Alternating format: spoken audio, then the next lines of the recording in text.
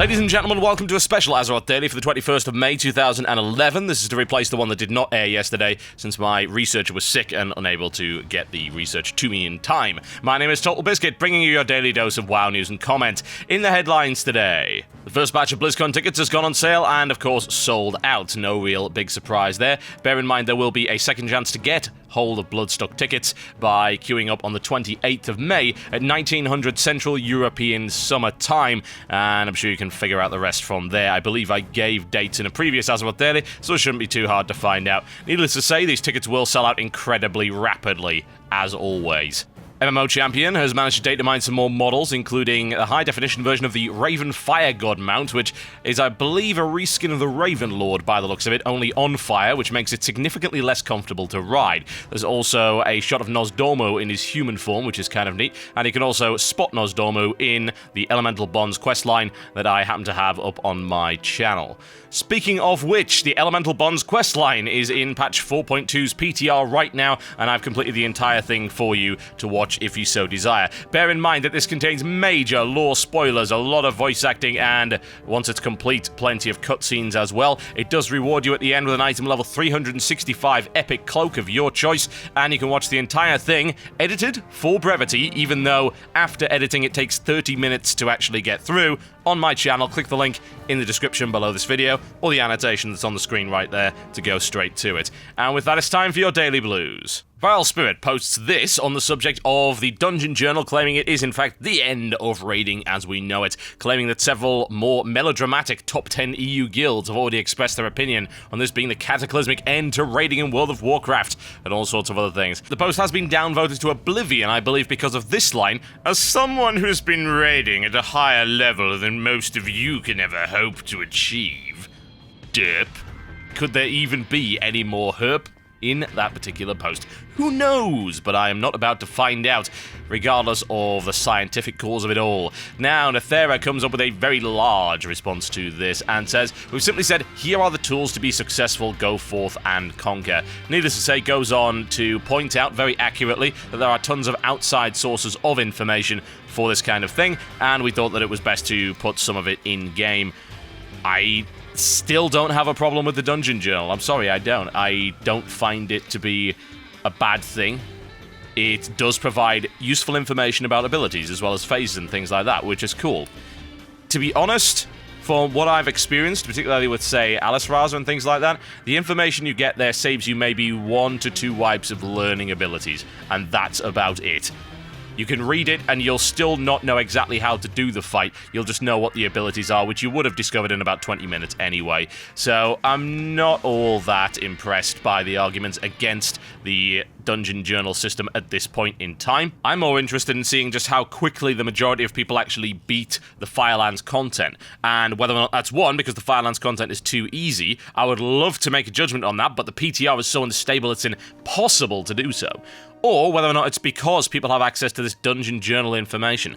To me, that doesn't make a lot of sense, because any guide from, say, myself, or from, say, Tanksport, or Jesse Cox, or anyone like that, is infinitely better than the Dungeon Journal. It really, really is. We can show all sorts of things that the Dungeon Journal absolutely cannot. So if people have ready access to that, then why is the Dungeon Journal somehow better, and why does that ruin raiding? I think the only problem I've really got with it is that the top guilds do have an element of the discovery taken out. That said, the top guilds already know how to do it because they all went on the PTR, and inexplicably were able to do the bosses without disconnecting. I wonder how that happened. I'd also like to point out this post from Nethera, who goes on to say, well, to be honest, it's not taking an element of choice out for the people who are doing the raids. They already make the choice to go and look at videos on an external location in order to compete anyway. To me, what seems to be the case is the fact that all of this stuff is getting heavily tested on the PTR, and we know how to do it before it even launches live. That's the worst thing about it. I've said this for ages. Blizzard should have a proper, dedicated dungeon testing team and not put this stuff up for public testing. It would cause me to make less money, but I don't care. I would rather, for the integrity of the game, not know how to do everything before it actually launched and not be making dungeon guides from the PTR. I suppose their way of fixing that is to make the PTR not work for everybody, but hey, there you go. Thogar posts on the subject of that name is unavailable. No doubt you guys have actually run into that, and is claiming that, well, he's so tired of seeing this message when he tries to make a new character. Can they not just auto-erase characters under level 20 or under trial account max after 6 months of neglect or something along those lines? Frankfist points out that they do not erase characters, even if they are on trial accounts. He does point out a question from a Q&A session last month via Twitter, which was the fact that they are looking into ways of trying to make this a better system, and they may change their policy based on the number of people that are actually asking about it, but they generally don't want to take names away from people. Been there, done that, got the t-shirt, I know exactly how that works. That's why my character on the PTR realm is called LOL Fakers. And with that, it's time for your daily grind. Now, for those of you who haven't finished the Twilight Highlands area, I would highly recommend it to go all the way through to the last set of quests, which involve the Gron Skull Crusher the Mountain,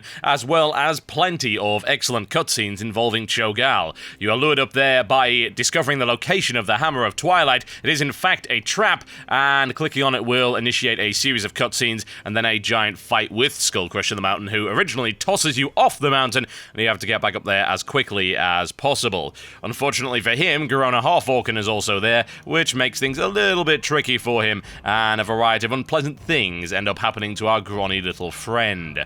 Oh dear, oh dear, oh dear. After clicking on the various altars in order to gain the blessing of the elements but avoiding the shadow altar, which will end up killing you, you are finally able to defeat the Gron and also gain an achievement, King of the Mountain. So there you go, folks. That's one of the big finales for the Twilight Highlands, and I would highly recommend that you do go and check it out. Plenty of awesome things going on, and easily one of the best boss fight style quests I've ever seen. And with that, it's time for your weekly feature. This is the Postcards from Azeroth. Now, on Monday, I asked you to come up with a perfectly good shot being ruined by something else. Now, for some reason, a lot of you didn't seem to really understand what this was all about, so I have a fairly limited selection of shots today. An awful lot came in, but none of them were actually ruined by anything, so I really don't know. But hey, whatever, we'll go with what we've got. Here's what comes in from Mark Ritchie. It says, frolicking in the flowers, except there's an infernal behind you. Yeah, I could see how that would ruin the ambience of the whole affair. That is a bit of a problem. It's a hiccup in your day. This one comes in from Mans Ascana, and this is him ruining a perfectly good top hat with a naked troll. Now, I have to add that naked trolls do usually add something to the scene, but in this case, it is obstructing the fantastic view of this top hat, and ergo, you should be shot to death.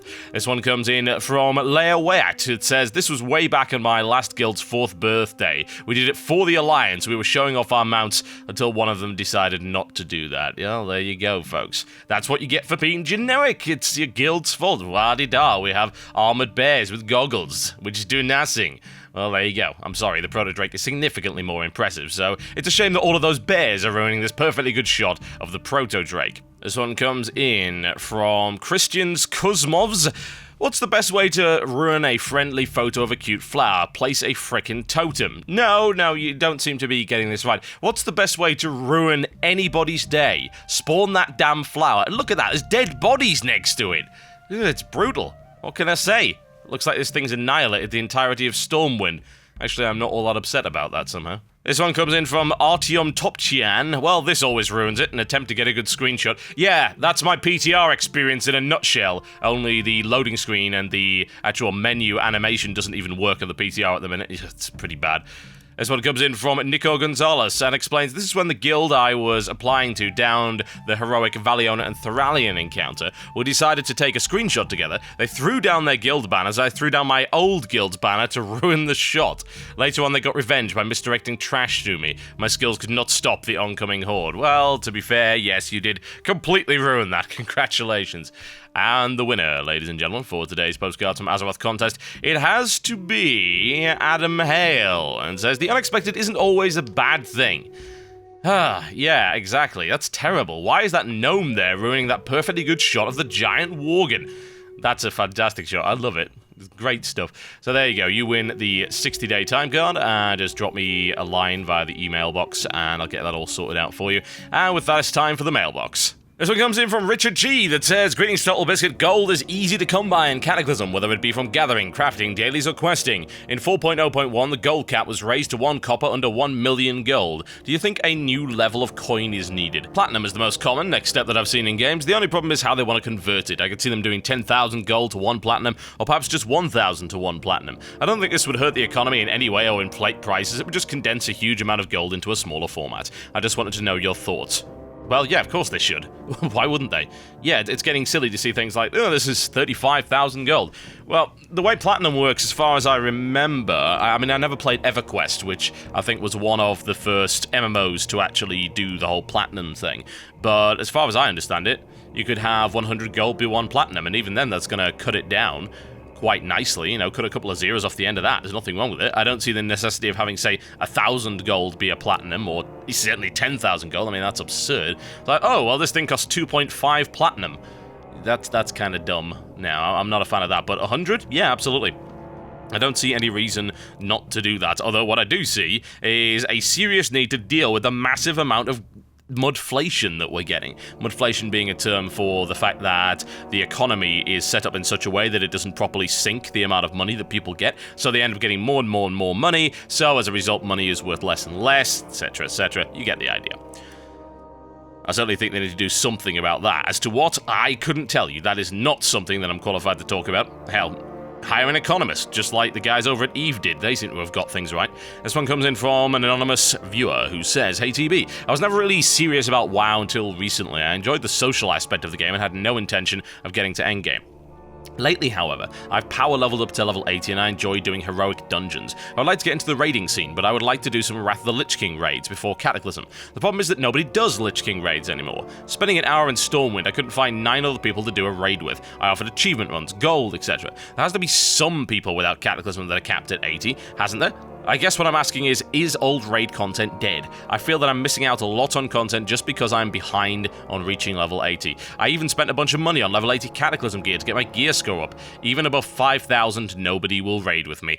Oh god, that's depressing, isn't it? But this is the problem with old raid content. People just don't bother, especially with Wrath. And Wrath was the worst. People used to do TBC stuff even after Wrath launched, and there's still achievement runs going on for TBC stuff to this day. Needless to say, there aren't many achievements in there. It's just a case of complete this dungeon, complete that dungeon, but still.